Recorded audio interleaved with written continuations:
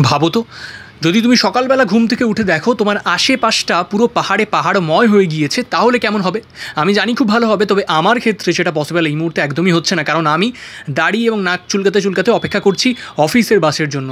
এটা হচ্ছে বেহালা চৌরাস্তা স্টপেজ, যেখানে তোমাদের ভেরি ওন বেহালা ছেলেটা দাঁড়িয়ে অপেক্ষা করছিল তার অফিসের বাসের জন্য। সত্যি এখানে দেখলে মনে হয় যে পৃথিবী সত্যি বদলে গেছে, যা দেখি নতুন লাগছে। আর এই হচ্ছে এক বেগরবাই, প্রত্যেক দিন বাসে উঠলেই বাসওয়ালাগুলোর তখনই তেল ভরানো চাই।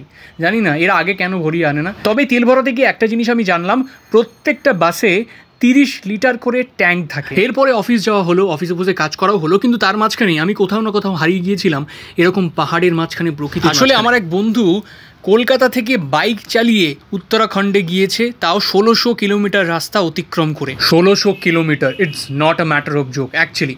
বাট এই রাত্রেবেলা পাহাড়ের দিকে তাকিয়ে বসে থাকতে আমার তো মারাত্মক লাগে। আর ওইখানে কিন্তু কৈলাসের শৃঙ্গটাও দেখা যাচ্ছে।